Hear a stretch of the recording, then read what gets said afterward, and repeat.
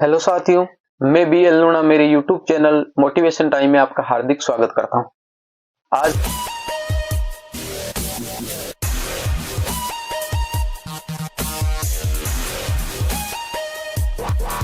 हम बात करेंगे जो दहेज प्रथा है उसके बारे में। यानी जो दहेज प्रथा है आज दिन प्रतिदिन बढ़ती जा रही है। तो इस पे हम जो मैं मेरे विचार है वो आपके सामने प्रस्तुत करूंगा। अगर आप मेरे चैनल पर पहली बार विजिट कर रहे हो तो आप मेरे चैनल को सब्सक्राइब कर ले, बेल आइकन को ऑल पे प्रेस कर ले ताकि मेरे आने वाली हर वीडियो का नोटिफिकेशन मिलता रहे। क्योंकि मैं इस चैनल पर इसी तरह की जो यूजफुल वीडियो होती है, जो दैनिक जीवन में हमारे सामने जो घटनाएं घटती है, जिससे हमें कुछ ना कुछ सीख मिलती रहे, ऐसी वीडियो में इस पे उपलब्ध करवाता रहता हूँ। तो आप मेरे चैनल को सब्सक्राइब करके रखें। बात करें दहेज प्रथा, यानी जो दहेज है, पहले बता दूं कि दहेज क्या है। दहेज जैसे लड़की की शादी करते हैं तो जो हम उसको जो गिफ्ट वगैरह देते हैं, जो पैसे देते हैं, वो जो सारे है वो सारे दहेज के अंदर आते हैं। तो इस पे दोनों पक्षों को जरा सोचने की जरूरत होती है। यानी जो लड़की वाले और लड़के वाले दोनों, इसके अंदर अकेला लड़के वाला भी जिम्मेदार नहीं है और अकेला लड़की वाला भी जिम्मेदार नहीं है। क्योंकि लड़के वाले जब फोर्स करते हैं उसको, तो उन लड़की वाले को दहेज देना पड़ता है। और दूसरी बात है कि जो लड़की वाले, उनको मजबूरी होती है कि भाई दहेज देना ही है। तो इससे क्या होता है कि आज आप देख रहे हैं कि लोगों की ऐसी भावना हो रही है कि वो लड़के को ज्यादा प्राथमिकता देते हैं, लड़कियों को कम देते हैं। क्यों देते हैं? कि वो सोचते हैं कि पहले इनके पढ़ाई में खर्चा करो, फिर और खर्चा करो, उसके बाद में इसकी जब शादी करेंगे तो हमारे को मोटा दहेज देना पड़ेगा। इससे क्या होता है कि आज जो बालिका, उनकी जो भ्रूण हत्या हो रही है, ये भी एक बड़ा कारण है। क्योंकि दहेज, क्योंकि पुरानी जो हम परंपरा, जो इतिहास उठा के देखें तो उसमें भी यही था कि जो लड़कियों को वो कम पसंद करते थे और उनकी या तो कोख में हत्या कर देते थे, या फिर जब वो पैदा होती थी और उन्हें पता चलता था कि ये लड़की है तो उनको वो मार देते थे। इसका मेन कारण यही था कि वो जो परंपरा थी दहेज की। आज गवर्नमेंट ने बहुत सारे कानून भी इस पे बना रखे हैं, पर उन कानून को नजरअंदाज करते हुए लोग बहुत सारा दहेज लेते हैं और बहुत सारा दहेज देते हैं। तो भारतीय जो कानून है, व्यवस्था है, उसके अंदर ऐसा सिस्टम है कि दहेज लेना और देना दोनों ही गलत है। यानी वो जो जुर्म के काबिल है। तो हमें कानून एक अलग सिस्टम है, यानी कानून है वो अपनी जगह है। हम जब समाज में रहते हैं, हम एक सामाजिक प्राणी है, तो हमें उस समाज के हिसाब से सोचना चाहिए। यानी हमारे जरूरत की चीजें तो हमें उस पे सुधार करने की आवश्यकता होती है। जैसे मैं हूं, मैं जैसे दहेज के खिलाफ हूं, तो आप भी जैसे मेरे विचार है मैं आपके सामने पेश कर रहा हूं, तो आप भी इन विचारों से प्रभावित होकर आप भी दहेज को नजरअंदाज कीजिए कि भाई दहेज ना तो देंगे और ना लेंगे, तब इसमें सुधार होगा। अकेली सरकार और अकेला कानून कुछ नहीं कर सकता। कानून तो बहुत सारे बने हुए हैं कि भाई किसी की आप हत्या नहीं कर सकते, किसी के साथ मारपीट नहीं कर सकते, पर क्या होता है ऐसा? वो इस प्रकार ही गुना आगे बढ़ता जा रहा है। तो हमें सोचना है। अब देखो, इसमें मैं जो मेरे विचार है वो बात बताता हूं आपको कि लोग क्या है कि जैसे एक गवर्नमेंट जॉब में लग गया, ठीक है, गवर्नमेंट में जॉब में लग गया, तो अब बोल रहे हैं लड़की वाले बोल रहे हैं कि यार लड़का है ना वो पढ़ा लिखा है, गवर्नमेंट जॉब में है, पर क्या करें, हम उनको पसंद नहीं है, वो दहेज ज्यादा मांग रहे हैं। भाई जैसे वो गाड़ी की मांग कर रहा है, वो दूसरी बात है, और कोई जो पैसे की है ऐसी बातें कर रहा है। तो आप जरा सोचिए कि आप, क्या लड़की वाले वो दहेज नहीं मांग रहे? लड़की वाले भी दहेज मांग रहे, वो तो एक टाइम के लिए दहेज मांग रहा है, आपने तो जिंदगी भर के लिए मांग रहे हो। वो जैसे गवर्नमेंट टीचर तो 60-70 हजार रुपए महीने के लेके आएगा, तो आप भी उस गवर्नमेंट टीचर को देना चाहते हैं, आप भी गवर्नमेंट जॉब में लगा हुआ उसको देना चाहते हैं। अपनी हैसियत देखिए, अपनी देखिए। जैसे आपकी लड़की 10वीं पास है, तो 12वीं पास लड़का भी उसके लिए तो सफिशियंट है। आपकी लड़की अगर बीए है तो वहां जो डबल एमए बीएड है वो आपके लिए अच्छा है। पर आप सोचते हो कि हमारी बेटी पढ़ी लिखी है तो गवर्नमेंट जॉब वाला होना चाहिए, तो आप तो उससे ज्यादा दहेज की मांग कर रहे हो। वो तो एक बार जैसे लाख, 2 लाख, 5 लाख, 10 लाख दे दोगे।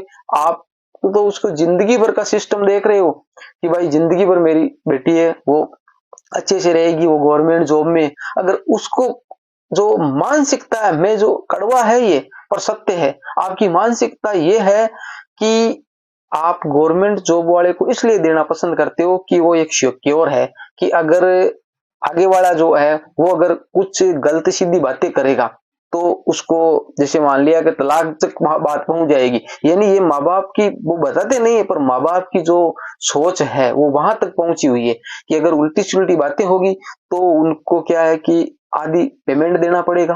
भाई जैसे मान लिया कि दोनों में अगर दरारें हो जाती है तो उसको आधा पेमेंट देना पड़ेगा, अगर उसके कुछ हो जाता है तो उसकी जगह उसको नौकरी देना पड़ेगा। दूसरी बात है लंबे टाइम तक अगर वो रहेगा तो उसकी पेंशन आएगी। यानी बहुत सारी चीजें सोचकर आप ये करते हो, तो आप भी अप्रत्यक्ष रूप से दहेज ही मांग रहे हो। यानी लड़के वाले दहेज नहीं मांग रहे, लड़की वाले मांग रहे हैं आजकल। यानी तो अब लड़के वाले को आप दोष देते हो कि लड़के वाले भाई उनको पसंद नहीं दहेज। भाई जो 70,000 रुपए महीने का कमा रहा है आप वो ढूंढ रहे हो, तो उसके हिसाब से तो आपको करना पड़ेगा, उसकी शान शौकत के हिसाब से आपको करना पड़ेगा। हाँ, मैं उनके पक्ष में भी नहीं हूं जो लड़के वाले। भाई लड़के वाले अगर आप नौकरी लग गए हो और आपकी हैसियत है इतनी कि आप चाहे जो कार खरीद सकते हो, चाहे जैसा मकान बना सकते हो, चाहे जो चीज खरीद सकते हो, तो फिर उस दहेज के नीचे आप क्यों दबाना चाहते हो? यानी वो जिंदगी भर कहेगा आपको मैंने वो दी थी, आपको मैंने कार दी थी, आपको ये दिया, तो ऐसा क्यों सुनना पसंद करते हो? यानी आपकी खुद की ऐसी कैपेसिटी है कि आप चाहे जो कर सकते हो, तो फिर आपको दहेज को नजरअंदाज करना चाहिए। और जो दहेज को इस लेवल पर पहुंचने के बाद में जो नजरअंदाज करता है उनकी मैं तारीफ करता हूं कि वो एक समाज में अच्छा संदेश पैदा कर रहे हैं। बहुत सारे ऐसे लोग हैं जो गवर्नमेंट जॉब में लगे हुए या अच्छा उनके पास में पैसा है फिर भी वो कुछ नहीं लेके शादी करते, तो वो अच्छी है, समाज के लिए उनका जो सोच है वो अच्छी है।